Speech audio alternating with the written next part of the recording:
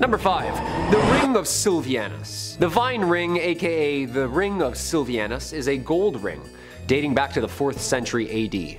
The ring was discovered in the fields of a farm in 1785 in Hampshire, England. Originally the property of a British Roman named Sylvanus, apparently it was stolen by a person named Sanicianus, upon which Sylvanus hexed the ring with a curse. That's right. In 1888, the owner of the property wrote about the ring in a history of his property, which is now a National Trust property. The ring went on display there in April 2013, where it's been ever since. Oddly, in 1929, during excavations of the site of the Roman Temple of Nodens at Lydney Park, archaeologist Sir Mortimer Wheeler discovered the now apparent curse that goes with said ring, consulting shortly after with one J.R.R. Tolkien. That's interesting. The ring is apparently much larger than most rings as well and was perhaps made to be worn over gloves. The band of the ring has 10 edges. Among it is the goddess Venus engraved, along with the saying, "Live in God." Yeah, that's pretty awesome. The lore goes, while at the temple, Sylvanus' gold ring vanished. Believing the thief to be an individual named Sanicianus, Sylvanus demanded supernatural justice. And at the Temple of Nodens, crafted and carved a hexed tablet known as the Curse Tablet, or Defixio. On the tablet, he wrote, quote, "For the god Nodens, Sylvanus has lost a ring and has donated 1/2 of its worth to Nodens. Among those named Sanicianus, permit no good health until it is returned to the Temple of Nodens." Yeah, that sounds like a spell to me. You better return that, buddy. Nodens is like Poseidon. Yeah, that's not good if he's out there looking for you. Number 4. Tutankhamun's Trumpets. The trumpets are a pair that were first found in the burial chamber of the 18th dynasty pharaoh, famously known as King Tut. One sterling silver and one bronze. They are considered to be the oldest operational trumpets in the world, and the only known surviving examples from ancient Egypt. The trumpets were found in 1922 by Howard Carter during the excavation of Tutankhamun's tomb. Yeah, you know, the whole cursed tomb thing. The bronze trumpet was discovered in the tomb's antechamber in a large chest containing other military objects and walking sticks. The silver trumpet was found in the actual burial chamber. Both are engraved with decorative images of the gods. Similar looking trumpets feature in Egyptian wall paintings that are usually, but not always, but most associated with military and war. Silent for more than 3,000 years, the trumpets were played for a live audience of 150 million people through a BBC broadcast live in 1939. And then World War II happened, because apparently the curator of the Tutankhamun collection at the Egyptian Museum says whenever someone blows into it, a war occurs. The same thing happened in 1967 and the 1991 Gulf War when a student was doing research on Tutankhamun's collection and gave her a whirl. Yeah. The bronze trumpet was one of the artifacts stolen from the Egyptian Museum in Cairo during the Egyptian looting riots in 2011 and then, hilariously enough, returned weeks later. Yeah, apparently it's like really cursed, like haunted cursed. Guy didn't want it anymore. Shocker. Number 3. The Statue of Osiris. And speaking of ancient Egypt, we arrive yet again at something stolen. The Statue of Osiris. In 1971, during an excavation in Saqqara, Egyptologist Walter Bryan Emery found a small statue of the Egyptian god of death, Osiris. He and his assistant returned to the dig site's office in a nearby village as Emery took the statue of Osiris with him. Once at his house, Emery went to the bathroom to shower, and after moments, his assistant began to hear Emery screaming. He found him clutching the sink, clearly experiencing some kind of trauma. His assistant said that Emery stood there paralyzed. I grabbed him by the shoulders and dragged him onto the couch. Then I ran for the telephone. Emery was diagnosed with paralysis of the right side of his body and was unable to speak. He actually died the following day. Talk about curse of the pharaohs. It's been said that there was a possession of a Canadian woman who believed her home had also become haunted by said statue. The woman gave it to the Ontario Museum, which returned it home to Egypt. Have we seen this video of said statue moving on its own? Like, this is from a Manchester museum, and this thing is just moving on its own all day. Yeah, this god's pretty powerful, and this stuff needs to be respected, you know? And returned. Like, you can't just steal stuff and throw it up in a museum overseas. Especially the stuff that clearly says in hieroglyphics, do not remove this, you will be cursed. We're uncovering more and more buried Egypt every day. Just please be respectful and leave the stuff alone after discovering and documenting it. And whatever you do, don't play any more instruments, okay? Number 2. Ballista Balls. Almost 2,000 stones were found during archaeological excavations in the Gamla Natural Reserve, of which the ancient Jewish city of Golan Heights used to sit. This is the site where the largest number of ballista stones from the early Roman period were found. Basically, these little sanded stones are perfectly smooth and perfectly designed for ancient machine gun slingshots. Oh yeah, and of course, by sling or hand. In 2020, a ballista ball in Israel was returned to the authorities 15 years after it was stolen. Apparently the balls were very cursed. Why was this particular ballista stone considered to be so cursed? Who knows? The artifact has been returned by an anonymous person under the name Moshe Manis. According to Moshe, the thief who stole the ballista stone stole it in 2005 when they were a teenager. Yeah. Oh yeah, it's definitely not me. No, it's a friend of mine. Yeah, no, definitely not me. Him and his friends were touring a display of ballista stones at the Jerusalem Walls National Park in the city of David. These ballista stones were used by the Romans when they were fighting in Jerusalem in 70 AD as part of the first Jewish-Roman war, known also as the Great Jewish Revolt. The man returned the 2,000-year-old Roman ballista balls from Gamla and actually wrote a little note on it saying, quote, "These are 2 Roman ballista balls from Gamla, from a residential quarter of the foot of the summit. I stole them in July 1995, and since then, they have brought me nothing but trouble. Please do not steal antiques." You said it, buddy. Those stones have seen their fair share of bloodshed. You don't want any part of that smoke. And coming in at number 1, the Wailing Skull. Our number 1 spot, of course, the one that scares me the most. Skull banshees screaming throughout the middle of the night. Oh yeah, just screeching ghost heads. You know this is a thing, right? Like way more common than we think. Like they're like everywhere. Burton Agnes Hall is in East Yorkshire, was built in 1598 during the reign of Elizabeth I by 3 sisters of the Griffith family. The youngest sister, Anne, was apparently attacked. They beat her after she apparently refused to give them her belongings. Locals heard her cries and came to her rescue and returned her home, though sadly perishing 5 days later. On her deathbed, she requested that the head be placed within the walls of the unfinished manor. The family ignored her request, and after she was buried and the house's construction was complete, the sisters began to hear sinister noises throughout the empty house. Well, screams, actually. The sisters returned to their family's vault to fulfill the past sister's request, and when they opened the tomb, the body was completely intact except for the now smiling skull across the room from the body. Okay, the head was taken back to the Burton Agnes Hall, and miraculously, the noises and disturbances stopped. It's like she asked to be there or something. The noises would only happen again when later residents tried to remove the skull from the premises. Yeah, I'd put that back immediately. Don't mess with people's scary shit like this, you know? The skull was later cemented in the walls for safety. Yeah, I'd hope so. Although the noises have stopped, Anne still makes a ghostly appearance apparently on the anniversary of her death. I don't know why people go around touching things, moving them around, like leave them where they layeth, you know? Number 5, the organ.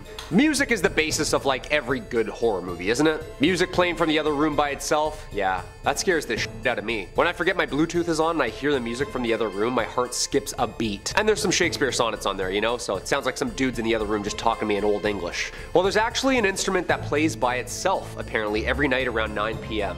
Unless it has priests bless it to keep it only wood and ivory. Apparently it likes to play a little number or two from the other side. Residing in the Warrens Occult Museum in Monroe, Connecticut, Ed Warren, the husband of the famous demonologist duo, apparently likes his classic music. Well, not live, I should say. He obtained the organ apparently after authorities cleaned out a haunted house owned by Reverend Eliakim Phelps in Stratford, Connecticut. Somebody from the authority at the city of Stratford reached out to Ed asking him if he'd be interested in obtaining a musical instrument in which needed some special handling. Nothing like a dusty old haunted organ, like the old hockey games and churches organs, you know? Apparently one night Ed was woken up by the sounds of the chords of the organ being played. It was late at night, so naturally Ed thought maybe someone had broken in and was fiddling downstairs with the instrument. Ed went down to check it out, and as soon as he entered the museum where the Warrens' haunted items are kept, the organ would just stop. Yeah, creepy. And also annoying. Like, why do ghosts always do that? It's so like trickster of them, you know? This would happen over and over and over again. The organ finally stayed quiet semi-permanently when after the Warrens asked a priest to bless the organ on a regular basis. Apparently it needed to be continuously cleansed or else the mysterious pianist would start their eerie tune again. Yeah, organs have to be the scariest instrument on this planet. So Halloween-y sounding, you know what I mean? And so Dracula-ish. toccata in D minor, just. Number 4, the wedding dress. Your wedding day is supposed to be the happiest day of your life, isn't it? Dressed to the nines, till death do us part, cake smashed into your face, yada yada yada, and of course, that iconic wedding dress, you know? Yeah, it's tradition. So what's this wedding dress doing in the Warrens Occult Museum then? Well, the official story behind the white gown in the Occult Museum is that of the White Lady of Union Graveyard. She has been spotted for decades. Many claim they have seen the lady in white at Union Cemetery. She's said to walk the graveyard at night, and locals tell us they've also seen her on nearby roads. Union Cemetery sits just off the junction of routes 59 and 136 in Easton, Connecticut. The legend goes, it's the home of a spiritual entity that allegedly walks the property. I can tell you that now for a fact that this place is haunted. It's one of the most haunted places around, said Lorraine Warren herself. Yeah, and she's seen some stuff in her time. One of the most infamous encounters is that late one night a man was driving down Stepney Road in his pickup truck just past Union Cemetery. Out of nowhere, a woman in a white dress appeared in the middle of the road. The man couldn't slow down in time and struck the woman head on. When the man screeched to the side of the road, there was no sight of the woman he had hit. Apparently this happens more often than you think on that road. Whoever she was, apparently the couple has her dress locked in the Museum of the Occult Finds and deems it spooky enough to leave it alone. Number 3, the Purple Sapphire. Well, not really a sapphire, but actually an amethyst. The spiky purple quartz looking thing. Hey, who said that haunted to hell items can't be precious and beautiful? Well, don't say that, because apparently this one is cursed, like cursed. The mysterious Delhi Purple Sapphire is now permanently on display as part of the Natural History Museum's vault collection of precious gemstones. The mysterious stone is rumored to have been stolen by a British soldier from the Temple of Indra, the Hindu god of war and weather, in Kanpur, India, during the Indian Mutiny of 1857. It was brought to England by Colonel W. Ferris, whose family then supposedly suffered many financial and many health problems. I love how financials first.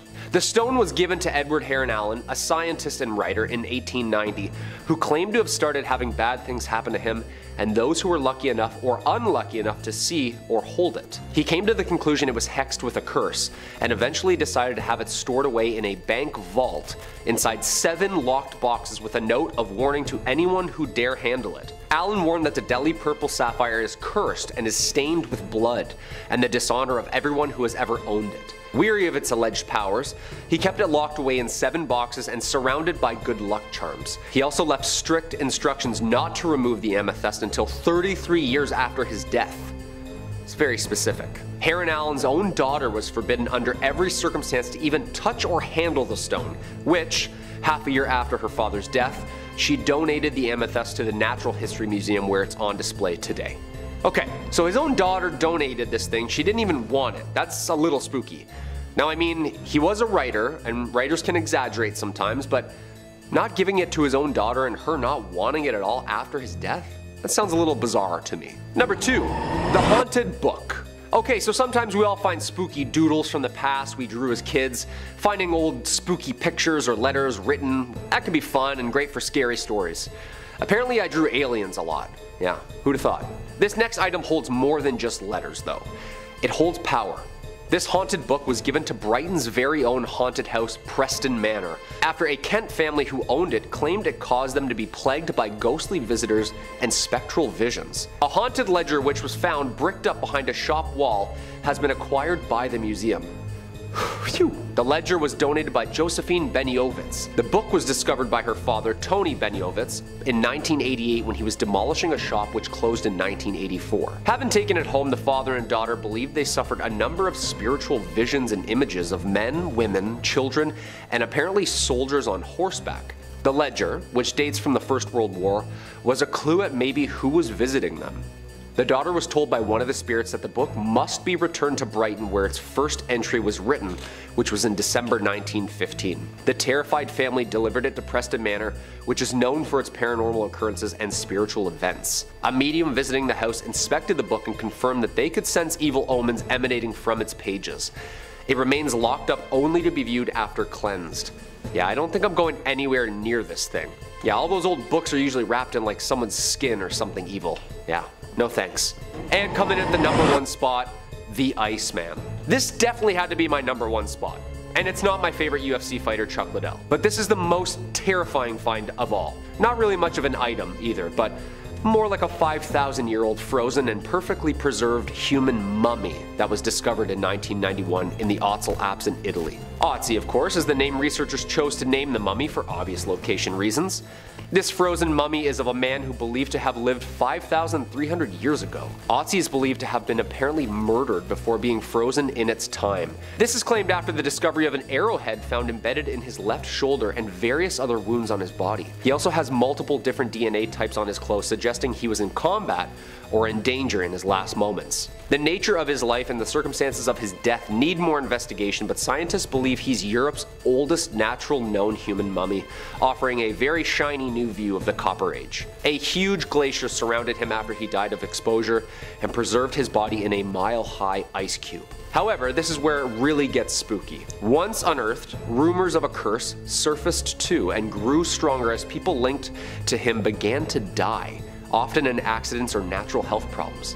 All in all, so far 7 deaths have been tied or loosely related to Ötzi's de-thawing, including forensic pathologist who was killed in a car accident en route to give a speech about Ötzi the Iceman, a mountaineer who died in an avalanche, a hiker who discovered the Iceman on a hike with his wife and later perished after falling down a treacherous path. A molecular archaeologist was found dead in his home after he was finalizing a book about Ötzi. The head of the forensic team died of a heart attack, another discoverer died of a brain tumor, and another researcher perished of multiple sclerosis. Yo, say what you will about curses if you believe them or not, when people start dropping all involved in this one find, there's gotta be some sort of otherworldly connection going on here. Whatever the case may be, this find is one of the most scientifically precious and also one of the most spiritually terrifying. Should we study this mummy some more and unearth more mysteries of the past, or should we risk the lives of those who study it? Starting off this countdown, we have the Weeping Woman. The Weeping Woman, better known as La Llorona, is a terrifying part of Mexican lore. According to this legend, which varies depending on who's telling it, basically long ago there was a woman named Maria who married a rich man. The couple had 2 lovely children together, but at some point their marriage went downhill and he spent less and less time at home. And when he was home, he would only pay attention to one of his kids. Eventually, Maria found out that her husband was cheating on her. She was then overcome by grief, and one version claims she drowned her 2 children, but then immediately regretted it. So she cried out, "Oh, my children," or "Oh, my sons." In another version, she drowned herself afterwards as well. So she is now banished to purgatory on Earth until she finds her lost children. Legend goes on to say that she can be seen floating over bodies of water, crying or weeping as she searches for her lost children, which gave her the name the Weeping Woman. Others believe that she will kidnap and attack other children or cheating husbands. Both pretty terrifying scenarios, and tons of people are afraid of her. Now, the Smithsonian has this terrifying La Llorona doll. Currently though, it's no longer on display, and I wonder why. Apparently, it was freaking too many guests out. On top of that, staff have reported hearing sounds of weeping coming from the doll at night. Could it be that the Weeping Woman is real and has possessed this doll? I don't know, but I think it belongs to the Warrens Museum, not the Smithsonian. Like, I don't think they're trained on how to deal with spirits and other dark entities. In our 4th spot today, we have the Creeping Doll. But honestly, it should have been named the Creepy Doll, because look at this thing. It belongs in a Stephen King horror film. So this doll was one of the first prototypes for a doll that crawls on its own. It was invented in 1871 by a man named George P. Clark. His goal was to make a doll that crawls exactly like how a baby does. And honestly, look how far we've come. Like, those Baby Alive, a Baby So Real, like those dolls, scarily accurate. Anyways, so the doll's head, arms, and legs were made out of painted plaster. From there, they were hinged onto a brass clockwork body. The doll then moves forward by rolling along on 2 toothed wheels. But honestly, it just looks like a creepy robot baby. So not only is this doll terrifying looking, but then it slowly just creeps along. Watch out, this thing will haunt you in your sleep. And honestly, it doesn't surprise me that it's possibly haunted. Staff workers have seen this thing creeping forward on its own. Others have claimed to hear sounds of children laughing or crying near it. Just keep this thing far away from Annabelle, okay? Imagine the damage she could do with those bad boy wheels. Coming in at number 3, we have the haunted painting. The Smithsonian is home to a number of beautiful, artistic, and haunted paintings. Take this painting for instance. It's called Memorial and was painted by Benton Spruance in 1951. Just by looking at it, it gives me the chills. The painting features a bunch of floating creepy heads or masks with a skull and cross in the background. For starters, why does that one eyeless lady look like the mom from Coraline? Like, I saw the painting and that's immediately what I thought. Unfortunately, not a lot is said about this art piece, but Benton was known for creating pretty dark pieces of work, this being one of them. And according to a number of visitors and staff members, they believe that this painting is haunted. For starters, guests have complained about feeling uneasy near the painting. Workers have experienced the exact same thing. They claim that the painting gives them the creeps. Not only that, but apparently there was also a cold spot around the painting, which was odd because there was no vent or anything nearby. But around the painting, it felt as if someone was blowing cold air directly on the back of their neck and arms. Now, the painting was gifted by a man named John B. Turner, and it makes me wonder, why did he donate it? Did he know it was haunted? Did creepy things happen to him when he was around the painting and that's why he donated it? Who knows, but probably. But who knows? In our second spot, we have Abraham Lincoln's gold watch. That's right, Honest Abe's watch is on display at the Smithsonian. So this watch was purchased in the 1950s from George Chatterton, a jeweler in Springfield, Illinois. And it's a very beautiful pocket watch. In fact, Lincoln's watch is said to have one of the best grade movements in England, and is still apparently in working order. On top of that, that 18-karat case is one of the best quality ones made in the US. What's also cool is that on the inside of the watch, there are inscriptions of people's names. Basically, watchmaker Jonathan Dillon got the watch and was repairing its timepiece. He decided to unscrew the dial and engrave, and I quote, April 13th, 1861. Fort Sumter was attacked by the rebels on the above date. J. Dillon. And he also engraved, "Thank God we have a government." Why? Because at that exact moment he found out that the Confederate forces had fired on Fort Sumter, so he carved it in. And then in 1864, a second watchmaker, L.E. Gross, signed his name. And at another point, someone etched Jeff Davis inside. And Lincoln carried it around without a clue of the inscriptions inside of the watch. Incredible. The watch was actually given to the museum in 1958 by Lincoln Isham, the great-grandson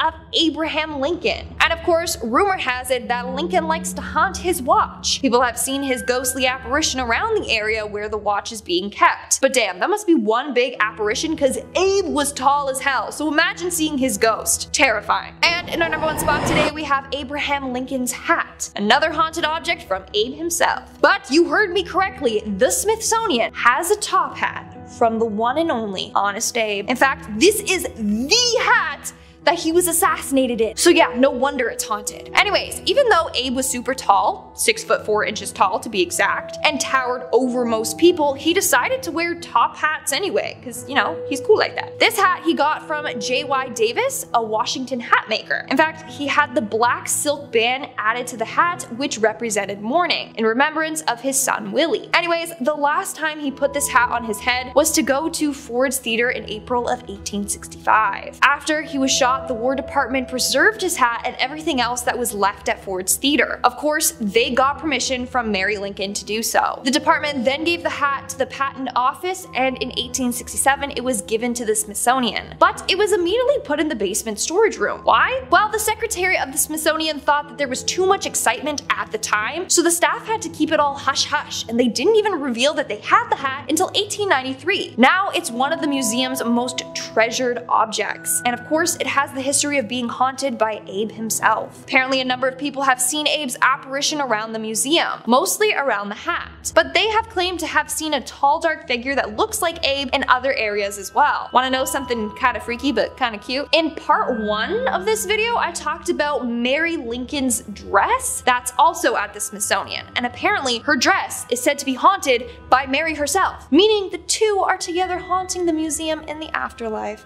Well, kind of sweet, right? Coming in at number 5, we've got a mask of Hannah Cranach. This item isn't necessarily intrinsically linked to the famous witch, but it is done up in her likeness and inspires folks to learn more about her magical ways, and that is impressive, so we'll talk about it. Way back when, in the far-off land of New England, there once lived a woman known as Hannah Cranach. She was an individual with a particularly short temper and a tendency to demand things of her neighbors with nothing offered in return. Come on, Hannah. Now, oftentimes her neighbors would say no to these demands, resulting in a bit of a tantrum from Miss Cranna. These could be scary and upsetting, but nothing too terrible, or so they thought. Often, after refusing Hannah Cranna a favor, these neighbors would have some misfortune befall them, and because of the rumors circulating, they didn't usually chalk this up to simple bad luck.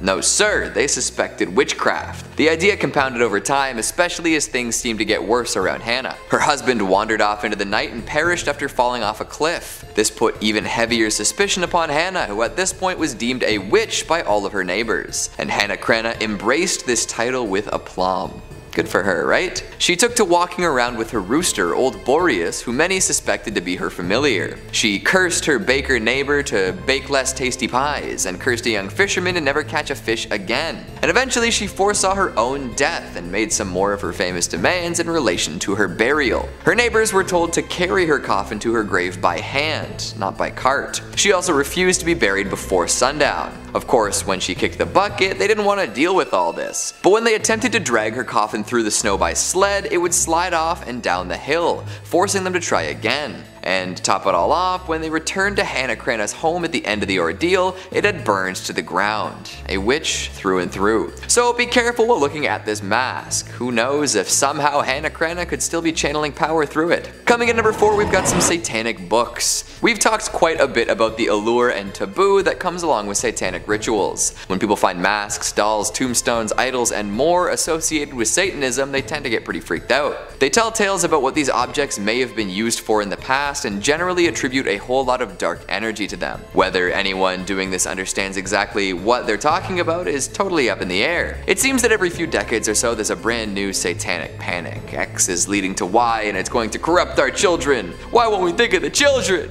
However, if folks took the time to attempt to understand what they were really talking about, I would bet that the panic might recede a little bit.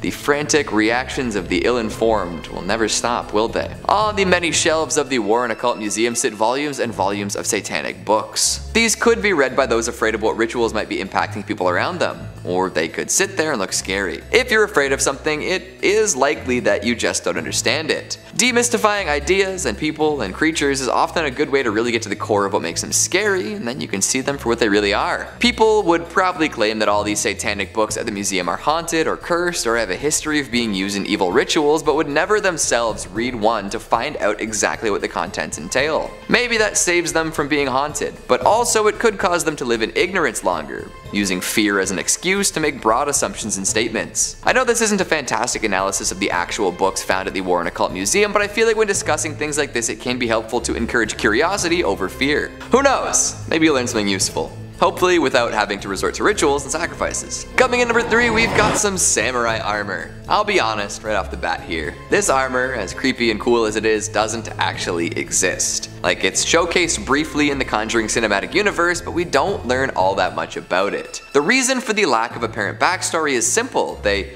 made it up for the movie. Bit of a letdown, I know. But for it to have screen time, that must mean that there is a wicked tale to be told about this battle-hardened human protector. It may have belonged to a famously brutal warrior, one who took the heads of all his victims on the battlefield. Their poor, unfortunate souls doomed to reside within the carapace until the end of time. Maybe the bloodthirsty soul of the samurai himself still resides in the armor. Perhaps the suit has a different story altogether, free from battlefield use. What do you think the story is behind this fictional item? Coming in number 2, we've got some glass eyeballs. They see you. In general, old school prosthetics fall under the uncanny valley classification.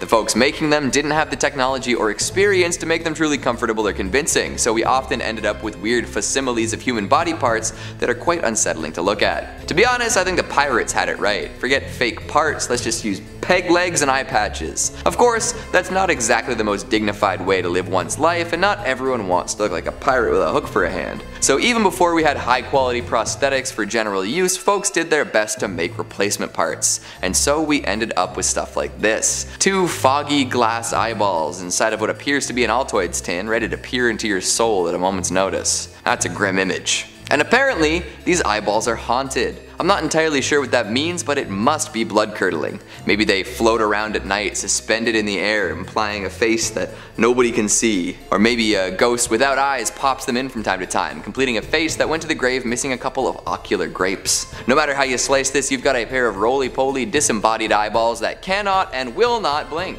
Things they must have seen. And finally at number 1, we've got a dark magic doll. Unsurprisingly, the Warrens had a massive collection of scary dolls. Annabelle and the Shadow Doll are just the beginning, and are likely so well known compared to the others thanks to their relative power. These two will act on their own and often cause mischief and misfortune without being prompted. The dark magic doll is a little different, where it's still imbued with a curse, but has to be used by a human to take effect. According to Tony Spera, son-in-law of the Warrens, it operates kinda like a voodoo doll. By adding an image of the person you're attempting to harm to it, you can use it to cause plenty of pain in their life. Make the doll look like your target, perform a quick ritual, and maybe add some of their hair to the equation and you're set. Then you hang the doll and wait for it to take effect. Apparently those who are targeted by the effects of this magic doll will soon fall ill and eventually succumb to this illness. So don't be messing around with it for no reason. You've got to go in with intent. And just for funsies, please let us know if that's something you plan on doing in the future. So we know. We're not worried or anything, no way. Coming in at number 5, we've got a vampire coffin. Say what? The resting place of an undead bloodsucker? In this museum? Well, what happened to the previous tenant? Was it forceful eviction, or maybe a what we do in the shadows scenario where a vampire hunter snuck in through the basement and exposed an ancient vampire to sunlight? Regardless of how they came into possession of this burial box, the story probably isn't too pleasant. Still though, what a find. According to Ed and Lorraine, the coffin once belonged to a modern day vampire, but they didn't really elaborate too much on the details. That kind of vagueness just makes me want to know more, you know? Unfortunately, that story may have died with the famous couple, but we can definitely consider a whole plethora of options. There are all sorts of implications that come along with someone claiming to possess a vampire's coffin.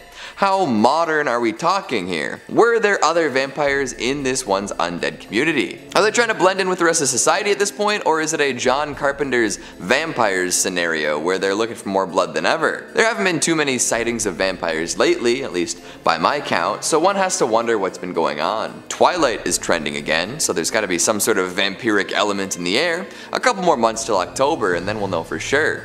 I wonder if there's anything inside the Warrens' coffin. I guess we can't really check at this point, but hey. If anyone has visited or seen someone open the coffin, would you be so kind as to drop the details down in the comments? I'd love to know if there are any rosaries, fangs, or vampire bones left behind.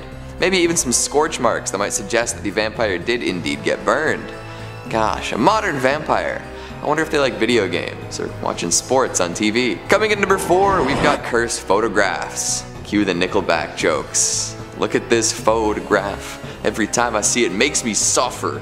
Not as catchy, but you get the point anyway. While none are particularly legendary, you can definitely assume that any photographs at the museum have a creepy backstory. I'm actually kind of surprised more cursed photos aren't circulating these days. It seems like a lot of photographs with spirits and curses imbued within are from the age of the darkroom, or even before that. Do you think that tintype pictures were more likely to be cursed? I suppose there was the good old practice of death photos. Plus, plenty of folks got included in family photos, even post-mortem, because the experience of having your picture taken was so rare. Folks have a lot more opportunities to snap pics of their friends and family these days, so images of corpses made up to be more alive are probably less common, at least as far as I know. The internet is a deep and dark place, and I'm sure there are folks who would pay top dollar for something like that taken with a mirrorless DSLR. Oh boy. Back to the museum though, there are entire walls covered in creepy old photographs. It kind of feels like a haunted house attraction at a theme park sometimes, now doesn't it? We've got brides with their faces totally obscured, white dress and all. Are those flowers symbolic or something? I guess we can't really know. Images of sinister looking men in hunting garb adorn the walls as well, making folks wonder what their story might be. Sullen-faced children looking past the camera, images of demonic figures, questionably dark photographs of things difficult to make out the works. To look at these photos is one thing, but to have one in your home is something else entirely. Thankfully, they're at the museum and not for sale.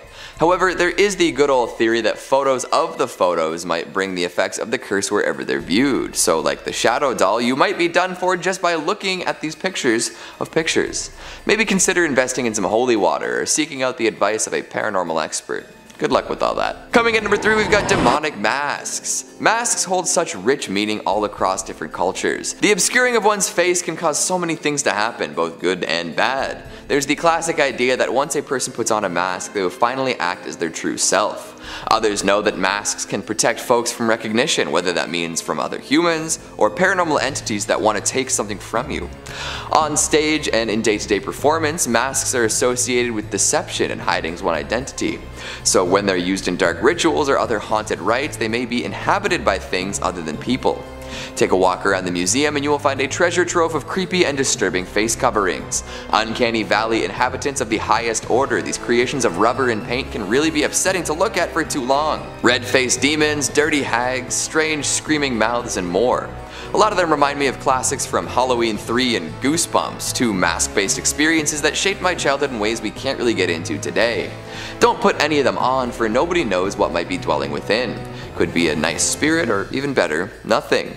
Although there's always the risk of a malevolent demon waiting within, eagerly anticipating the moment an unsuspecting victim dons the mantle. Maybe stick to medical masks for now. No demons should be waiting in there, plus you'll keep all your droplets to yourself. Coming in at number 2, we've got the Tombstones of Children. Yes, you heard that correctly. The Warrens had a collection of grave markers meant to sit above children who passed on. Now, in their defense, apparently these had been collected after they exorcised some demons raised through satanic rituals. The tombstones were not originally moved by the Warrens, but by those who would perform these dark deeds. The Warrens simply took them to the museum after all was said and done, likely in an attempt to prevent others from using them in further rituals. Definitely a strange collection to have, all things considered. Is there something about a child's tombstone that makes it extra potent for ritual use? I wonder what the rationale is behind that, other than sounding extra taboo. And finally, at number 1, we've got a haunted brick. On its own, a brick doesn't seem so bad. It's just a bit of dried clay, that's all. But this brick is special. It was taken from Borley Rectory, also known as the most haunted building in England. This home, built for the rector of the Borley parish, had gained quite a bit of notoriety before burning down and being demolished. After it was built, many claimed that it was haunted by a number of spirits. These claims multiplied when a paranormal investigator published an account of his visit in the Daily Mirror. From there, many more folks decided to see what all the hype was. People claimed to see little Victorian boys roaming the grounds, only to disappear without a trace. Cars have been assailed by phantom thumps, and ghost lights shine brightly in their mirrors. But why would a building built for a rector be haunted from day one? Well, there's an ancient rumor that Borley Rectory was built upon the same grounds that the Benedictine monastery once stood. It was here that a monk and a nun partook in a forbidden relationship, eventually culminating in their untimely deaths. Since then, their presences have been felt all over the grounds, causing bells to ring without anyone around, recording equipment to malfunction, candlesticks to be thrown, and animals to be spooked. The rectory and the monastery are gone now, but the Warrens did procure a piece of the famously haunted place before it fell. One has to wonder how much haunted energy is still imbued in this brick. Would you be willing to pick it up? Coming in at number 5, we've got the organ. Thankfully, it's not an internal organ or anything like that, although, to be honest, I'm not so sure that would be any more creepy than this haunted musical instrument. Organs always tend to have a spooky sound to them, whether it's that classic bit from Bach's Toccata and Fugue in D minor, or some old hymnals echoing through an empty church. The pipes and keys combine to create spine-chilling music more often than not. It's a classic sound used to elicit fear and atmosphere in all sorts of different environments. So of course the Warrens brought one back to the museum. It's not a grand affair, definitely not a pipe organ or anything close to one in size and scope. However, it does make up for a general lack of volume and dynamics with an array of haunted energy. The main thing that tends to set people off about this musical instrument is the fact that it likes to play itself. It's not a player piano, nor is there any sort of mechanism inside that would suggest that it was ever meant to make music without the help of a musician. But when the clock strikes 9 p.m, or the museum's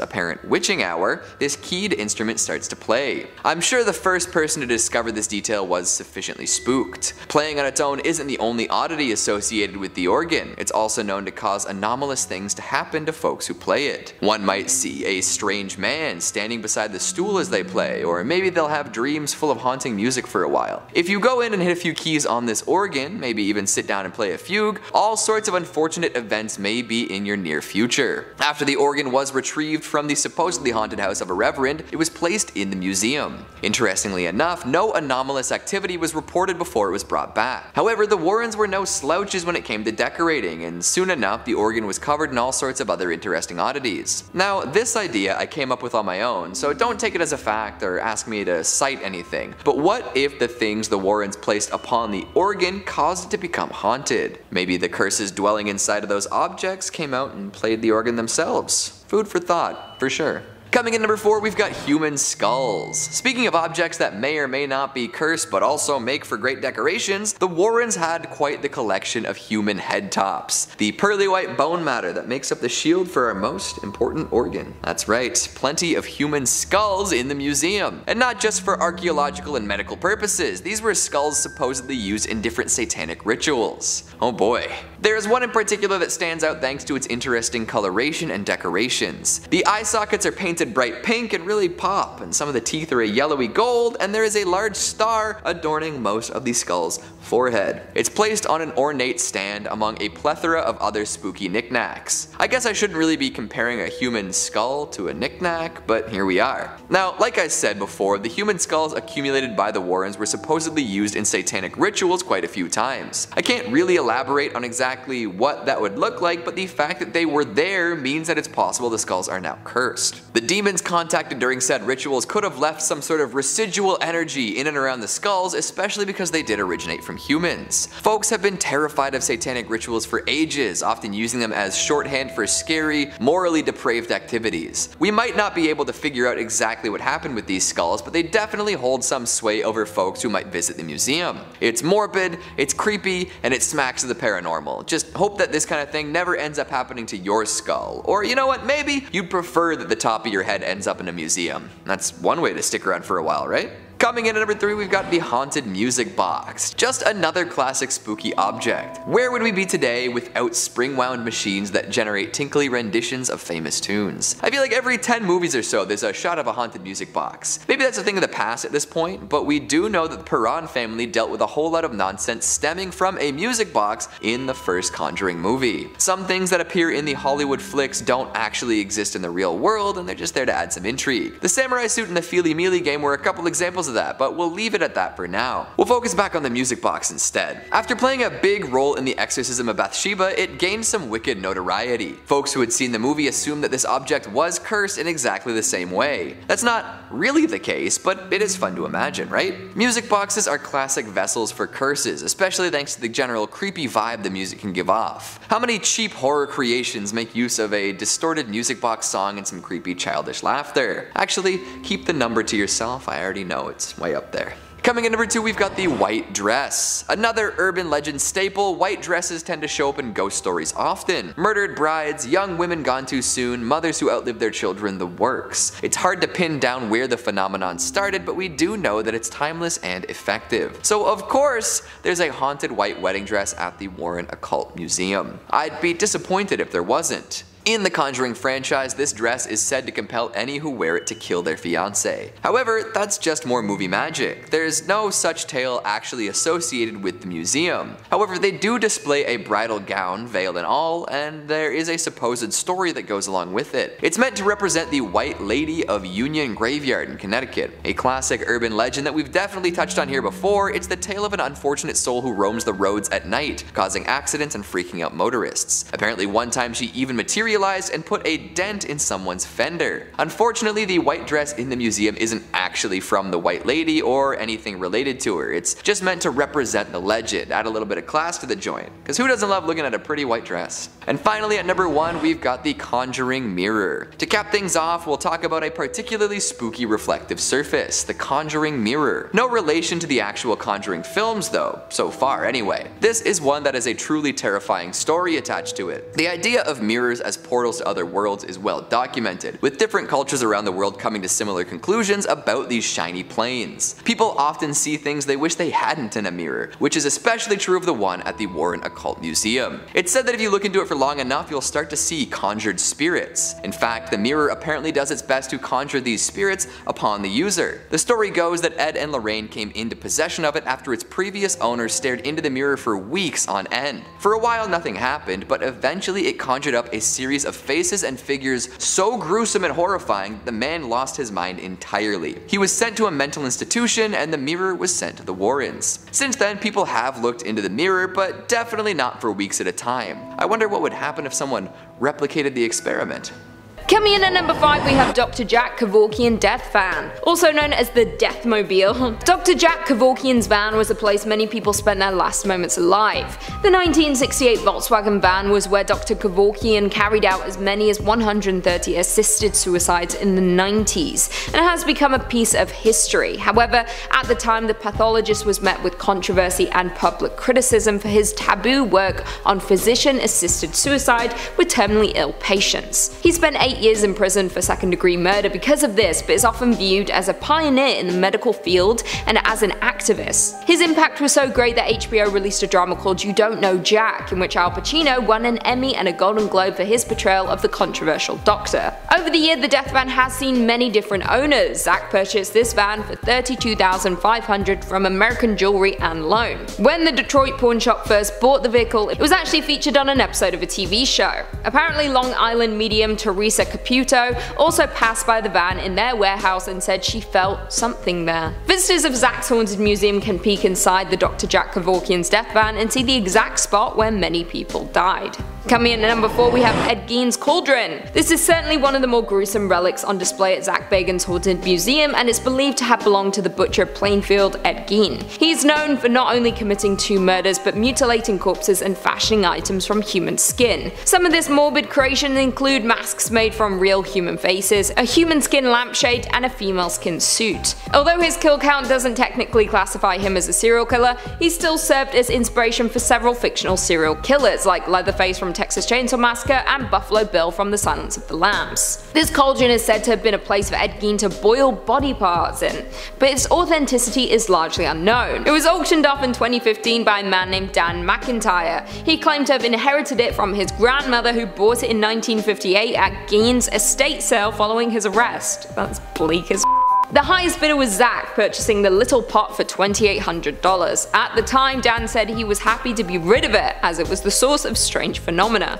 I mean, I wouldn't want that in my home. Now, Ed Gein's Cauldron calls Zach's Haunted Museum home, where it is said to radiate negative energy. Coming in at number 3 we have the Demon House Staircase. The original staircase from the Gary Demon House is said to be so haunted that construction crews walked off the job and refused to come back after its installation. Set back in a dimly lit corner, the wooden staircase rests on a layer of dirt extracted from the location famous for demonic activity. The Demon House was located in Gary, Indiana, and was unfortunately home to the Ammons family. It was said to be a portal to hell, and the demons seemed to emanate from beneath the stairs, the same stairs displayed at Zach's museum. There were reports of demonic possessions, a child levitating, and many other disturbing events. The family's matriarch, LaToya Ammons, had to undergo multiple exorcisms as a result. It was so bad that even the local police department and social services were convinced of its purported hauntedness. There are things in this world that we will never fully understand, like why Zach decided to buy the home plagued by demonic entities. He did shoot his documentary Demon House there, where he investigated the haunting. It must have left an impact on him because the house has since been demolished and the stairs continue to haunt Zach's museum. Coming in at number 2 we have the Devil's Rocking Chair. This sinister chair is linked to a very famous investigation done by Ed and Lorraine Warren, and its story serves as the plot for the Conjuring The Devil Made Me Do It. Zach actually purchased this chair for $67,000 just hours before the death of Lorraine Warren. Ooh, creepy. The Devil's Rocking Chair was the site of the infamous exorcism of David Glatzel, who was allegedly possessed by a demon. The 11-year-old at the time was being tormented by a man-like demon who resembled a beast with sharp jagged teeth, horns, and hoofs. As the haunting progressed, the chair was said to be under the demon's power, and David would often see the beast sitting in it. Ed and Lorraine performed numerous exorcisms on David in that very chair. The final exorcism was a success, and the demon was expelled from David right into his sister's boyfriend, who killed his landlord shortly after. He pled not guilty due to demonic possession, a first in American history, citing that the devil made me do it. It didn't work, by the way. In 2019, the Devil's Rocking Chair's exhibit actually had to be shut down because it was doing its job a little too well.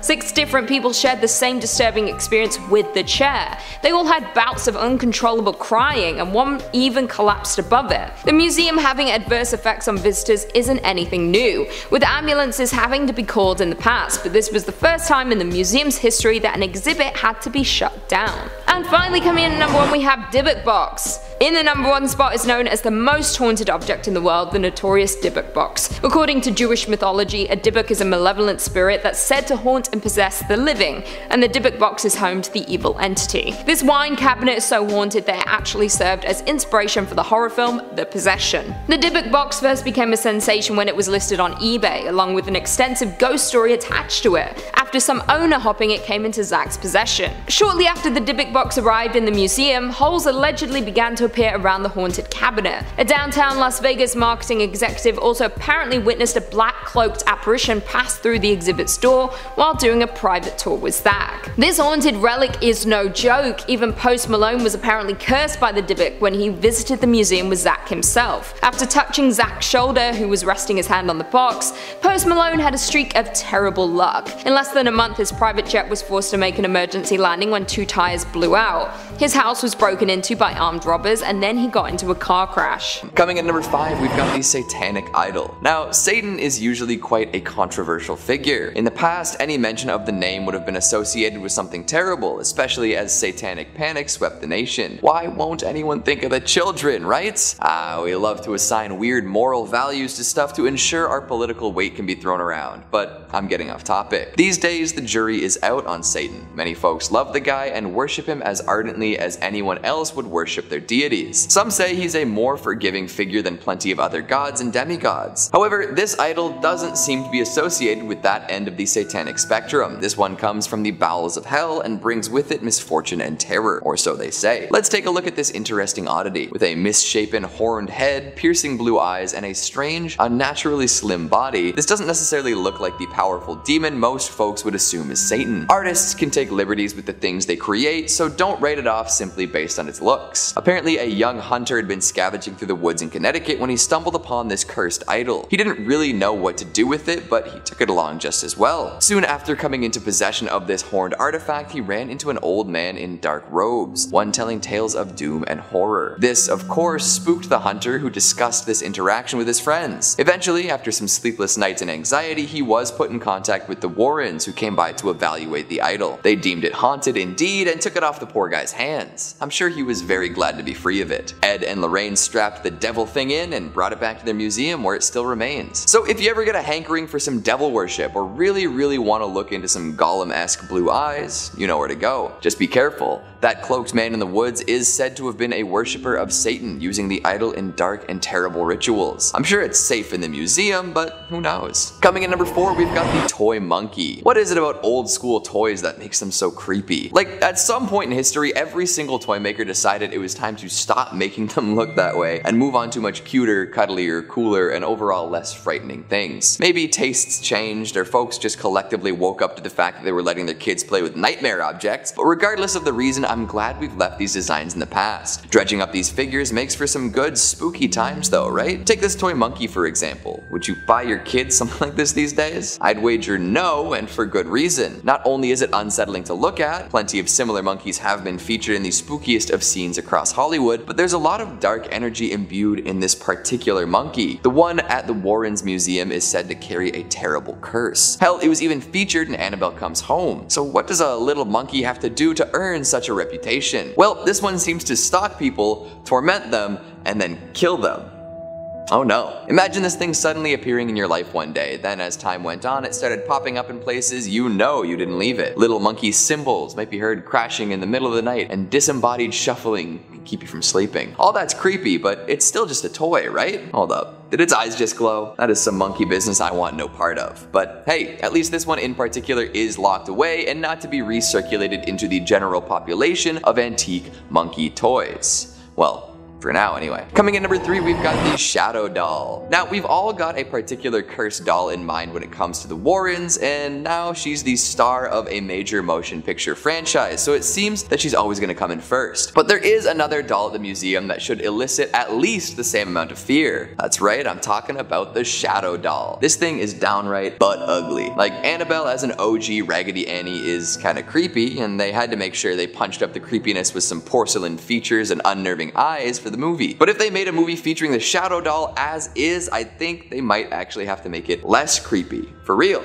I don't know if big movie theater chains would allow something like this on their screens. Feels like something out of a snuff film, maybe a low-budget exploitation flick. Nobody's looking at this and saying, oh yeah, I want to watch a whole movie based on this thing. Worse yet, the shadow doll seems to carry a much more terrible curse than most. Plenty of cursed dolls require you to be in the same room as them in order for the worst of the effects to hit you, but the shadow doll just needs you to view a picture of it to generate risk. Just looking at it means there's a chance it'll visit you in your dreams and kill you there, Freddy Krueger style. And based on looks, I don't think it would make it fun like Freddy does. It would just be brutal and upsetting. Goodness gracious. Coming in number 2, we've got the Pearls of Death. These are known for their outrageously dangerous powers. They might just look like a nice set of pearls waiting to be adorned by the fanciest of folk, but be warned, the glamour is not worth the price. And I'm not talking about how much you pay for them. No, it is not money that these pearls want, it is your life. Owners of this particular string of aquatic orbs have complained time and time again of the necklace constricting around their throat and choking them. According to the first woman to adorn herself with this luxurious item, she felt as if she was being strangled as soon as she put them on. She attempted to take them off, but was unsuccessful. Panicked, she rushed out to request help, and it took multiple people yanking on the string to finally set her free. Since then, people have been very reluctant to wear these pearls. Some believe that a Satanist or black magic worshipper cursed the necklace before it was given to the unfortunate woman, kinda like the opposite of a holy person blessing an object. How fun. I wonder if we got a priest in there, whether they could cancel out the curse. I suppose not too many people are willing to test whether or not the pearls are still strangling. And finally, at number 1, we've got Annabelle, the Warren Museum tenant who needs no introduction, the mistress of the glass case, the shadow clawer of college boyfriends, the mega million movie star herself, Annabelle. What a classic cursed doll. Honestly, I'm sure the museum could liquidate most of their other objects and still have a similar crowd come by if they just kept Annabelle. Legendary. She looks a little different in real life than in the movies, although I'm sure this is true of any movie star. We've already discussed her Raggedy Annie appearance, especially compared to the more porcelain figure in the flicks. However, this doll makes up for a lack of spooky looks with a plethora of terrifying tales. After being gifted to a nursing student, Annabelle started acting strange. She'd move around the house on her own and leave little notes to the girls living there. Eventually, she would attack and strangle the boyfriend of one of the students, leaving them desperate for help. The Warrens soon arrived and whisked the doll away. However, they seemed to know just how wretched and terrible she could be, and as such, they locked Annabelle away in a holy box. This seems to keep her at bay, but who knows? Someday she could break free once again. I'm sure there are plenty more extra cursed and haunted objects held at the Warrens Occult Museum, but today we've only got time for 5. Starting off this countdown, we have Mary Todd Lincoln's dress. This beautiful dress was once owned by Mary Todd Lincoln, Abraham Lincoln's wife. It's a beautiful purple velvet dress with satin and lace detailing. She wore this dress during the Washington winter social season in 1861 to 62. But here's the thing.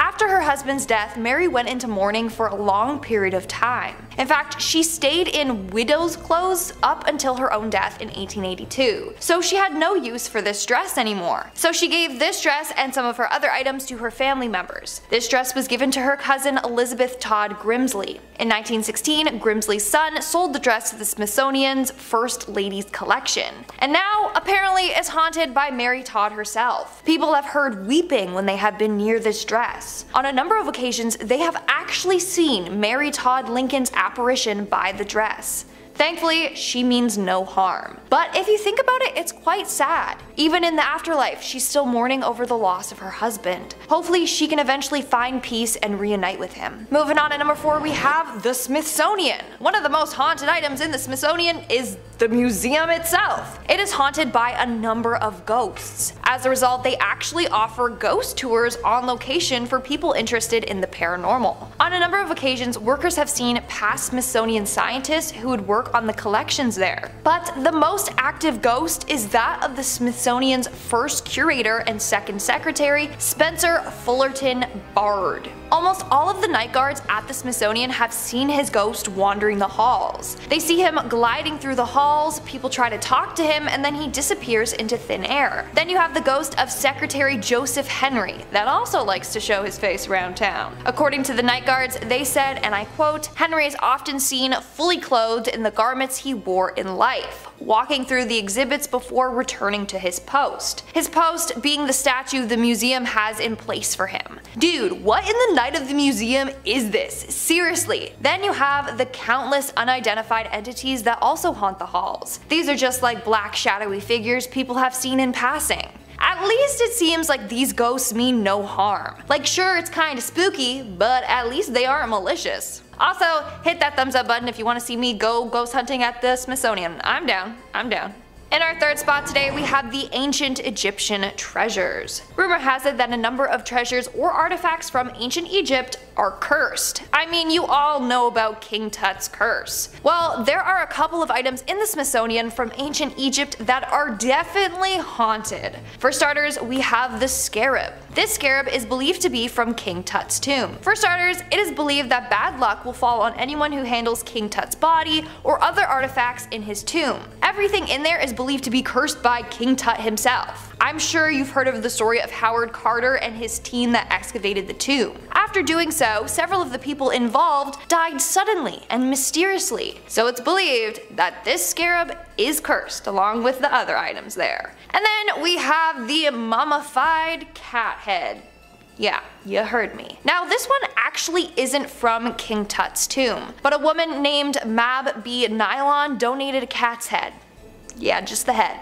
Who knows where the body is? Hey, maybe she kept it for herself and it's on display in her house. I'm not gonna judge. Anyways, this creepy thing is a preserved mummified cat's head wrapped in linen. Inside contains a real cat skull. Well, according to a number of workers, they have seen a ghostly cat apparition move around this display. This damn ghost cat is probably out looking for the rest of its body. This cat has also been seen wandering the halls and in several other exhibits as well. Moving on at number 2, we have the Black Aggie. This all started back in the 1800s when a woman named Marianne Hooper Adams, known by her friends as Clover, sunk into a terrible depression. As a result, she drank some of her photography developing chemicals and took her own life. After her death, her husband commissioned a sculptor to make a memorial statue of her. It was named the Adams Memorial, and later Black Aggie. But because of how it looked, people called it Grief, and that's when this creepy legend surrounding it was born. Legend goes that if you stare into her eyes long enough, they'll open up and start glowing red. Those that see her eyes will either be killed by her or she will cause you to go blind. Not only that, if you sit on the statue's lap at midnight, then you will die within 2 weeks. It's also said that pregnant ladies should never go near her. If they do, she will cause them to miscarry.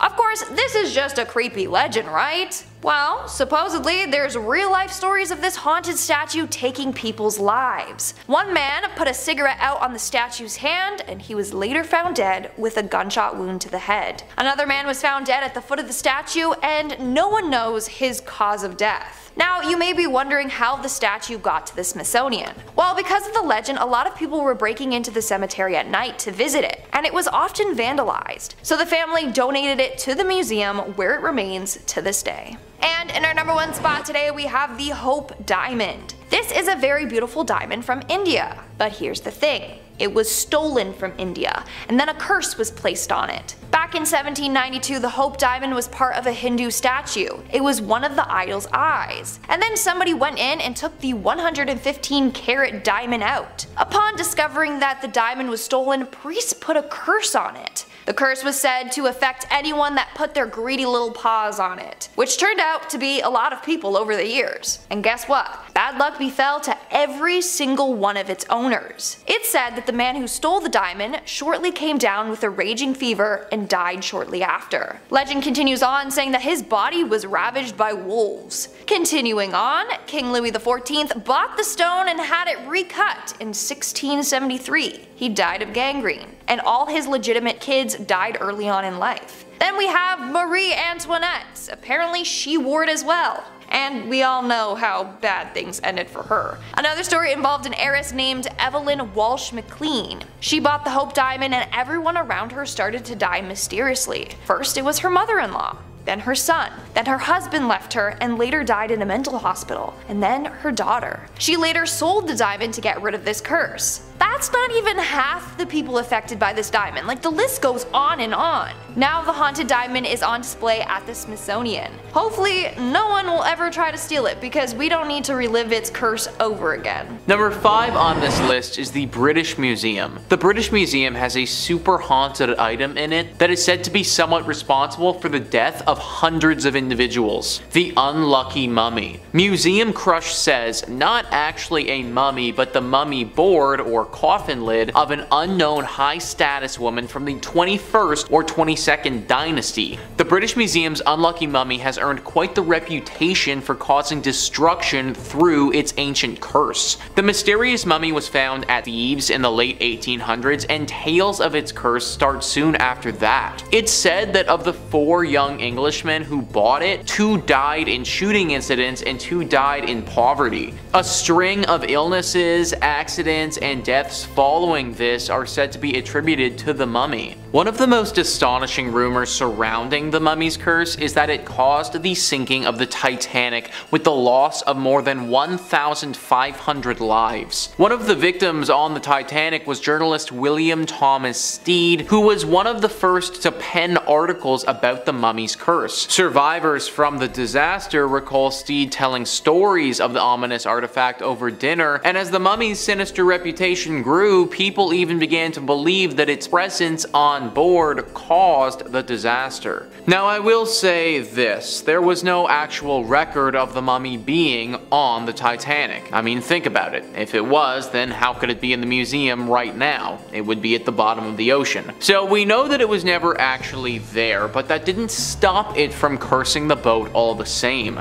It's believed that Stead carried this curse onto the ship, and that the telling of these stories are what ultimately cursed the ship to begin with. Almost as if bringing up the mummy multiple times in a row unleashed its power. For my sake, I really hope that this isn't the case though. Pretty sure I've talked about this mummy a few times before on this channel, and if this is like a Beetlejuice thing, like say it so many times and then it happens, then I could be in for some trouble. Number 4 on this list is the Royal Museum's Green Witch. So apparently the Queen's house in the museum actually has a cursed piece of architecture built into it. Museum Crush says, rather a large object, the tulip staircase of the Queen's House of Royal Museum's Green Witch lays claim to being the first geometric self-supporting spiral stair in Britain, and is rightly regarded as one of the great features of the former royal residence. But it is also the location of the Rev. R.W. Hardy's famous ghost photograph. The retired Canadian vicar and his wife visited the house in 1966, and like many people before and since happily snapped away at the elegant spiral of stairs. But it wasn't until they returned to British Columbia and developed their films that they noticed a scarily cloaked spectral figure climbing the stairs. Subsequent investigations into both stairs and photograph have thrown no further light on the unearthly mystery, although as recently as 2002 a member of staff reported seeing a ghostly figure cross a balcony of the stairway before disappearing in time-honored ghostly fashion through a wall. I guess you could argue the staircase isn't necessarily an item, but who cares? The museum is still as haunted as ever, and maybe even more so. At least with other museums that have haunted or cursed items, the curse just pertains to that object, and usually if you don't touch the object or interact with it, you should be fine. Just walking around this place, and especially going up or down the stairs, carries a pretty heavy risk to it. Be very careful around the stairs at the Queen's house if you ever end up going. Number 3 on this list is the Thirsk Museum. Located in Yorkshire Museum, this tiny little quaint museum is the last place you would expect to see something haunted. Enter in the Busby Stoop chair. Museum Crush says, Yorkshire drunk, criminal, and coin counterfeiter Thomas Busby murdered his father-in-law and fellow counterfeiter Daniel Aughty in 1702. Busby was arrested at the local inn and sentenced to death by hanging. According to legend, he laid a curse on his favorite chair at the inn, saying death would come soon to anyone who dared dared sit in his seat. After his execution, his remains were hung in a gibbet from a stoop at Sand Hutton Crossroads, now the location of the Busby Stoop Inn. The inn and surrounding area were said to be haunted by Busby's ghost, but one chair there in particular had developed a rather sinister reputation following a string of tragic accidents. Second World War airmen who sat in the chair were said to never return from their missions, and the chair also linked to several road accidents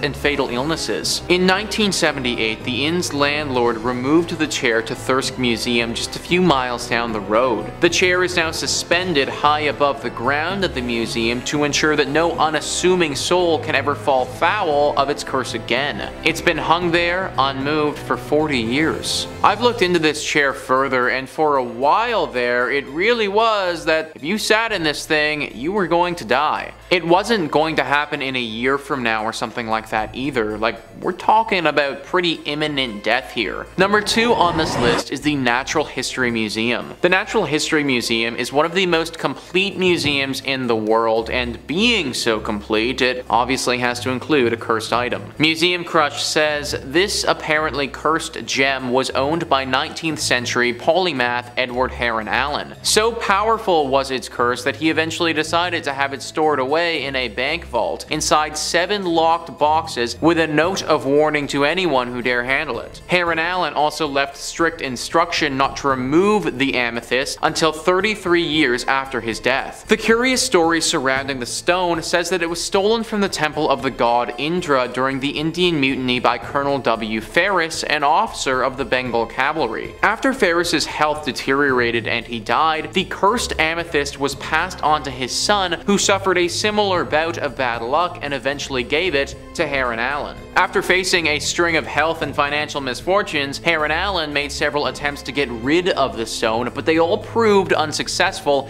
each time it returned to him. Less than a year after his death, Heron Allen's daughter donated the amethyst to the Natural History Museum, where it is on display in the vault. And finally, number 1 on this list is Zach Bagans' Haunted Museum. The number 1 voted haunted place in America has got to make this list, considering it's full of cursed objects. There isn't just one object here that's cursed, there are tons. In fact, we would need our own separate video dedicated solely to this place to even begin to break down all the scary stuff that's in this museum. Just listen to this small excerpt from the website. Among the hundreds of terrifying possessions, museum goers can even peek inside the VW death van in which Dr. Jack Kevorkian ended the suffering of terminally ill patients, as well as get a close-up look at the propofol chair from Michael Jackson's death room. Perhaps most unsettling is the original staircase from the Indiana Demon House, notorious for its powerful paranormal activity before being demolished in 2014. The wooden banister and creaky steps from the house now stand in a dimly lit corner, resting on a blanket of dirt from the location. Following its installation, a group of construction workers walked off the job and refused to come back. These are just a couple of the so-called attractions that this place has to offer. If you go to this museum, then there is a very good chance you will end up walking out with a curse attached to you. That much paranormal energy all lumped into one place, it just spells out something haunted. Be very careful if you ever intend to go here. Number 5, the John Zaffis Museum. For someone like John Zaffis, opening a haunted museum was always in the cards. It was practically destiny. Few people can claim to come from a legacy of haunted museums, but Zaffis can, since he's the nephew of Ed and Lorraine Warren,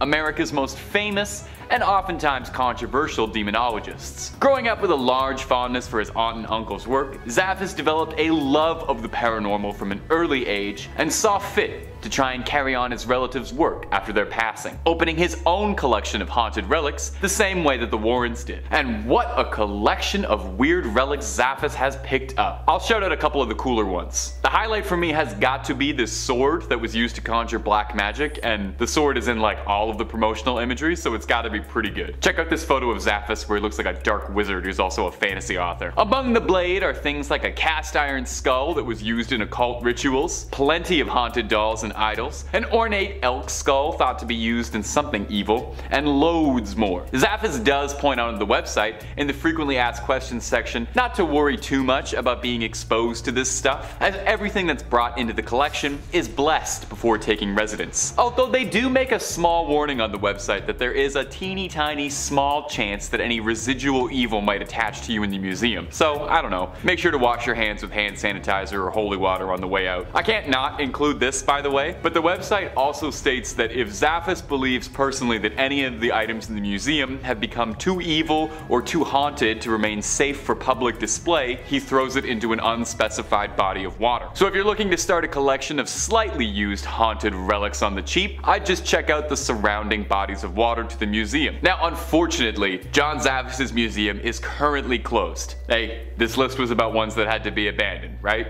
Can't come as too much of a surprise. But for those who are hoping to get a good up-close personal look at these cursed relics, Zaphis says he's been searching for a new location for the collection. Hopefully somewhere with some good ventilation, you know, really let all that evil air flow. And hey, if you're looking for more videos about haunted museums, haunted objects, haunted dolls, haunted everything really, we've got all more of that in spades. So stay subscribed to Top 5 Scary, keep the screams coming all night long. Let's keep going. Number 4. The Museum of Medieval Torture Instruments. Pack up the whole family and make sure to stop by at the gift shop for the Museum of Medieval Torture Instruments. Don't worry, there's something for everybody here to enjoy. Make sure you take home the miniature guillotine. One quick look at their website is particularly illuminating. Our main product is emotion, boldly proclaimed as their slogan. Yeah, well, agonizing pain is definitely an emotion, so I can't disagree there. The Museum of Medieval Torture Instruments really is exactly what it says on the tin. It's a massive collection of real historical relics and replicas serving to highlight some of the most disgustingly creative works of engineering ever invented. The kind of stuff that would make Jigsaw and his funny little puppet blush with anticipation. The museum's goal is to remind us just how truly unimaginably cruel human beings are capable of being to each other, and the lengths to which we will go to attain such horrid ambitions. The phrase, "those who don't learn from history are doomed to repeat it," comes up a whole lot on the museum's frequently asked questions page on the website,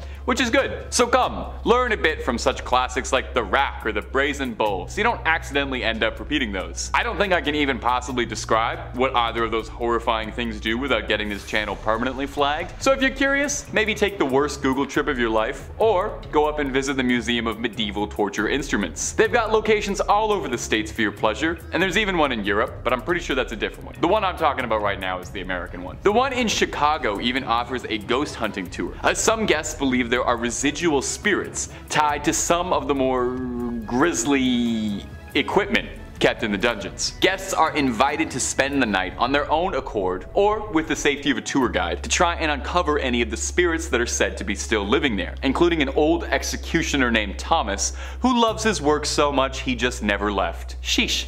Nearly 1,000 years and he still doesn't take a day off. Some people just love to have their nose to the grindstone, or to forcefully shove someone else's face into the grindstone, to each their own. Number 3, the Penang War Museum. I think it's a very good sign that your museum is a friendly, welcoming place. If you Google it and the first results are an article called The Horrors on Ghost Hill, and a listing for an IMDb episode for a series called I Wouldn't Go There, featuring your museum. It's either really hurting or really helping the tourism there. Well, if those warning signs weren't enough to deter you, enter the Penang War Museum, my little ghouls and goblins. It's been described as one of the most haunted spots in Asia, flat out. The Penang Museum is built atop the grave of an old army fort built by the British in the 1930s, but was taken control by the Japanese in the late 30s in World War II, and used to house prisoners for as long as the prisoners lived, which was usually not very long, if the site of the guillotine is anything to go by. After the end of the Second World War, the place had become totally abandoned, until it was retrofitted to become a museum, and serve as a reminder of the grim reality of war and its costs. The whole place kind of has this eerie, abandoned ghost town vibe as you walk through tunnels and old bunkers, serving to try and replicate what it would be like to actually work and spend time in a place like this while it was functioning. Given the very grim nature of the content and the site itself, which was home to so much bloodshed, death, hatred, and all the worst parts of our souls, it's no surprise that the museum has an infamous infamous reputation as a spot for paranormal activity. Guests have reported seeing strange sightings, unusual shadows, and feeling chills as they walk through the bunkers. But all of this begs the question, would ghosts even be scarier than the actual truth of this place? Now, I've never been, but from what I was looking at and gathering for this, it seems to me like the true horror of the Penang Museum is that it's a reflection of some of the worst parts of the human experience. A reminder of what happens during wartime and what people do to one another. This place doesn't need stories of spirits. It's haunted enough as is by the memories that will forever be tied to it. Number 2, the Mutter Museum. Mutter is the German word for mother. That's your fact for today, so you can tell your Mutter that you learned something from this video. Well, this isn't a museum for moms or about moms, although they're more than welcome to come. The Mutter Museum in Philadelphia isn't quite like the other museums on this list. It's not particularly known for being paranormal or haunted, but rather it's a collection of medical oddities and curios all arranged behind cabinets in a very clean, professional manner. It's not known for vengeful spirits or anything walking the halls, but rather just home to an incredible amount of very creepy things in jars. Every picture of the place looks like something out of a mad scientist's lab, a background of a B horror movie set, that one weird place from that one Harry Potter movie, maybe I'm remembering that wrong. Amputated limbs float in jars next to organs, fetuses from all sorts of animals you can imagine, and more bones than you could possibly shake a femur at. They got skulls of all kinds. They got skulls for days. They got an entire wall dedicated solely to the skulls of criminals, and all sorts of broken skulls in disarray, eaten by tumors or other lovely diseases. If you're looking for skulls, they have got skulls. They've got a collection of famous remnants, Albert Einstein's brain if you want to see if some of that rubs off on you, Grover Cleveland's famous tumor. Well, we all love Grover Cleveland's tumor. Pack the whole car up, let's go see that. You know,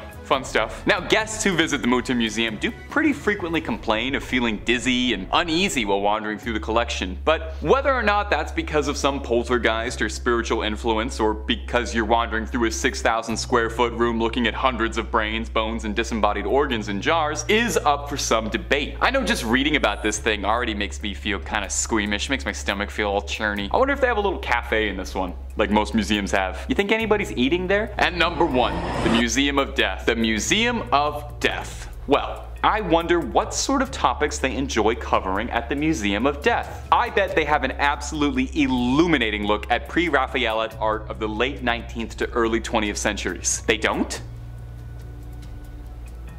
What? No, at the Museum of Death, opened in Hollywood in 1995, which was opened by a married couple with the intention to make people happy to be alive. Whew.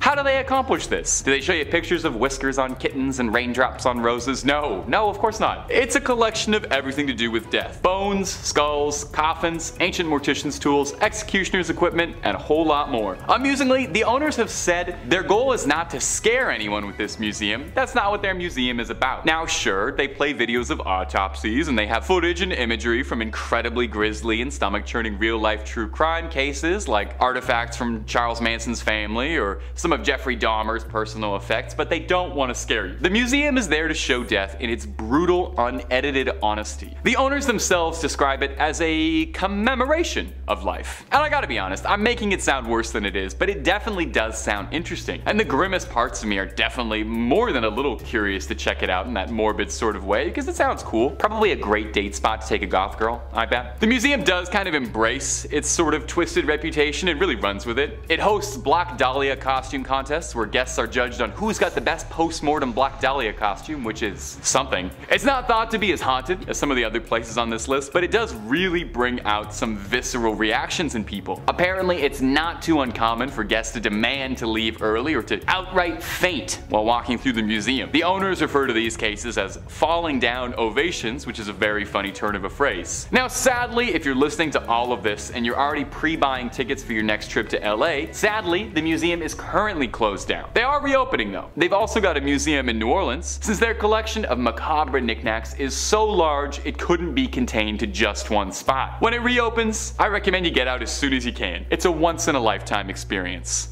Coming in at number 5 is the Pitt Rivers Museum. This archaeological and anthropological collection is an offshoot of Oxford University in England. It's known for storing and displaying all sorts of items from the collection of General Pitt Rivers, including an extensive amount of historically significant photographs and sound recordings. That's not what we're discussing here though, no. If we're discussing things that are creepy and potentially haunted, look no further than the Sansa's display. There's a room at Pitt Rivers dedicated to the shrunken heads recovered from the upper Amazon region between Peru and Ecuador. Lots of folks think that shrunken heads are just pulpy tropes used to mysticize people from the Amazon for use in movies and adventure novels, but they were indeed a real practice made by the Shuar and Achuar people. In order to capture the power of a person's soul, they would peel the skin and hair off a skull, soak it in hot water, and then have hot sand poured inside. As the demand for shrunken heads increased in Europe, more sloth and monkey heads were used. I guess there weren't enough human heads to keep up with colonial demand. The museum displays contain one human head from General Pitt Rivers, and nobody knows how he came into possession of it. Probably some sketchy business. Since then, a few more shrunken heads have been donated to the museum, and they're kept in the treatment of dead enemies case along with other human heads. So if you've ever wanted to encounter a human soul stored in a shrunken head, or maybe just some skulls separate from the rest of their body, head on down to Pitt Rivers. But maybe don't look him in the eyes though. Coming in at number 4, we've got Catacomb Dei Cappuccini. And if just the heads aren't enough for you, consider heading down to Italy to see a massive collection of mummified bodies. Back in the 16th century, the Capuchin monastery ran out of space in its original cemetery,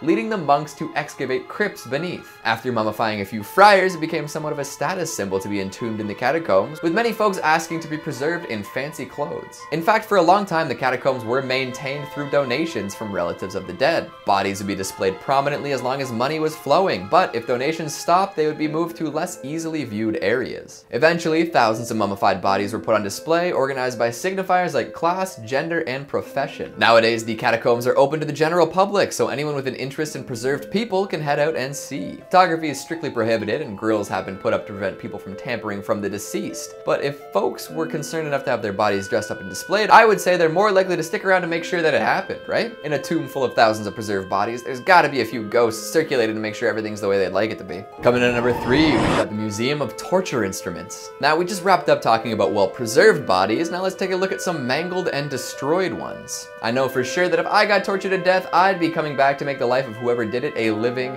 hell. Put me in an Iron Maiden, guess what's playing at 4 AM, full blast every night. Throw me in a rack, you'll be hearing my screams until you go deaf. Burn me alive, good luck ever escaping the smell of incinerated flesh. I've got to imagine it would be the same for all sorts of folks. Dying in a terrible fashion does not make for a peaceful passing. So of course a museum full of the most malicious objects to ever grace the planet would be home to a few specters.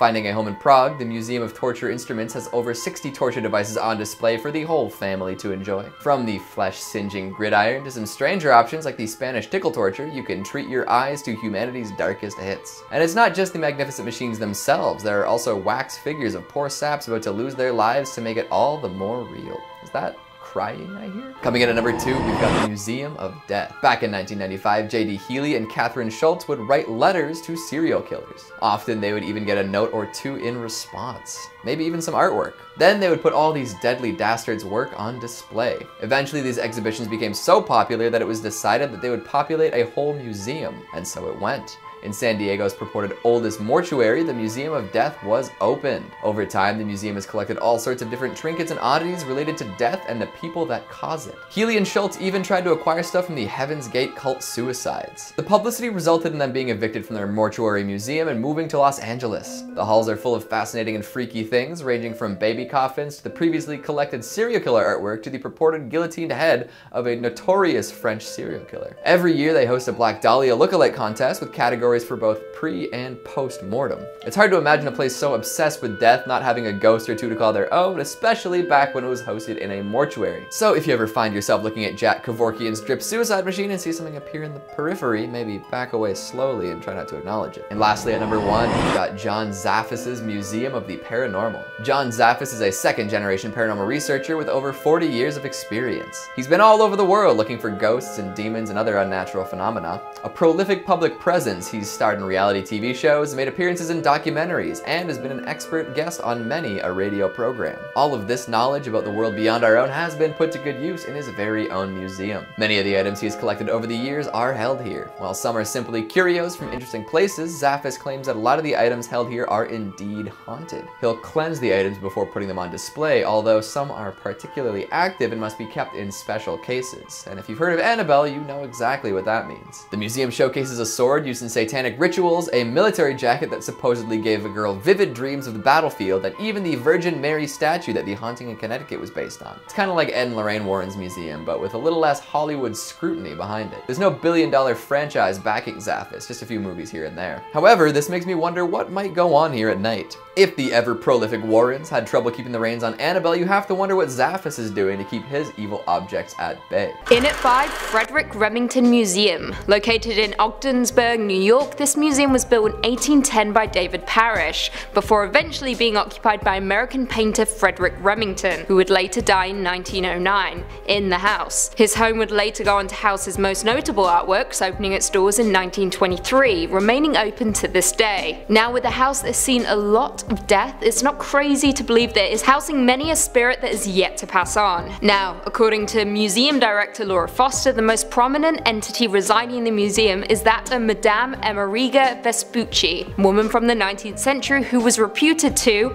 I quote, to be won in a game of cards, aka killed. Now, in March of 2015, a psychic medium, Frida Gladel, conducted a walkthrough of the museum. She noted that although there was no full-time spirits lingering within the bricks, she did in fact encounter a lot of residual energy within its walls, including that of a woman believed to be Vespucci, who informed the investigators that it was not cards that killed her, but instead a nasty owner of the neighbouring museum, according to the transcriptions of the walkthrough. Now, Laura Foster has been quoted in saying that a lot of these reports have been embellished, and perhaps the ghostly talks of the museum are getting the better of it, but still, supernatural reports keep coming in. In at 4, Merchant's House Museum. Now a museum, the Merchant's House was originally populated by the Treadwell family from 1835 to 1933, and who are rumoured to be haunting the old museum. Many visitors have reported seeing ghostly figures that match up the images of the Treadwell family. Gertrude, the youngest daughter, is most prominently seen roaming the halls. She passed away in 1933. Every year, paranormal investigators flock to the museum, including Dan Sturges, who documents the ghostly activity through recordings and pictures. Though no firm evidence has come out of the investigations, that does not stop the reports from rolling in. Communications manager at the museum, Emily Wright, has stated, "The museum would never come out and definitively say, yes, we're haunted, yet visitors have matched reported sightings with images of the family." Very creepy. In at 3, Torquay Museum. Now, I just had to include this one on our list, not only because it's creepy as but also because it's in my neck of the woods, Devon, England. Torquay Museum was founded in 1844 and holds a dense collection of artifacts from across the globe. Now, there is no firm evidence or folktales reported on the museum, but there have been 2 unexplainable occurrences over the last 10 years that even paranormal investigators can't seem to wrap their heads around. To begin, on the 19th of July 2015, an article was published on the Daily Mail website seemingly showing a woman in old-fashioned clothing emerging from the floors of the museum. Take a look. Now, looking at it, you may just think it's a hazy picture of a girl in front of a fire. However, this picture was taken during one of the ghost hunting evenings at the museum, and according to multiple sources, nobody was in the room. Manager of the museum, Carl Smith, said, "We saw something in the middle of the photo, and when we adjusted the contrast, we clearly saw the woman. It was a bit of a surprise and pretty creepy. From the angle of the photograph, it looks like she is submerged into the floor, almost like she is below floor level." Creepy stuff. However, this isn't the only unexplainable evidence to emerge out of the museum. A year later, CCTV footage captured this moment from the museum gift shop. Take a look.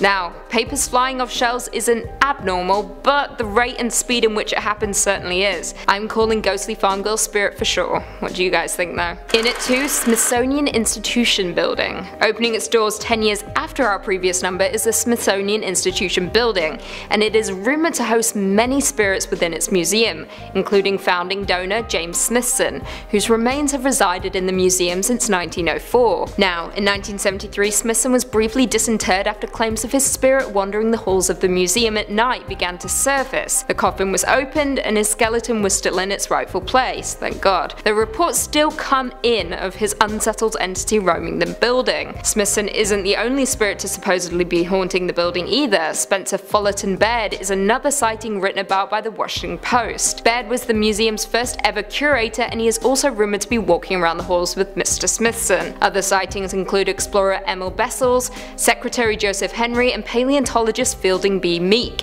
who died in one of the castle's towers with his cat. Have you been to the Smithsonian? If so, have you seen anything otherworldly roaming the halls? Crying for help, perhaps? Let us know. And finally, in at number 1, the Cleveland Museum of Art. Not only a world famous art museum, but the museum located in Cleveland may now be the most notable for housing the spirit of Claude Monet, the infamous French Impressionism painter. If you don't know, Monet had a distinctive look, a full salt and pepper beard, and would typically be pictured wearing bowler hats. So when reports started rolling in of staff spotting a man that resembled that description surveying the museum, people got interested. After a new installation arrived at the museum named Painting the Modern Garden, Monet to Métis, a staff member snapped this shot of a man that looks frighteningly similar to Monet, overlooking the new installation. Now, many have accused the museum of setting the picture up themselves in order to draw on the public. However, with the museum's history of ghostly residents, it seems unlikely. Former museum director William Mathewson Milliken has known to be spotted from time to time wandering around the museum, as well as the subject of the painting Portrait of Jean-Gabriel de Thiel at the signing of the Treaty of Vienna by oil painter Jacques-André Joseph Aved. They've also been noted to be spotted observing their own likeness in the picture. There are far too many reports to go on, otherwise we'll be here all day, but I highly suggest you look into the ghostly accounts from the Cleveland Museum of Art. Truly creepy.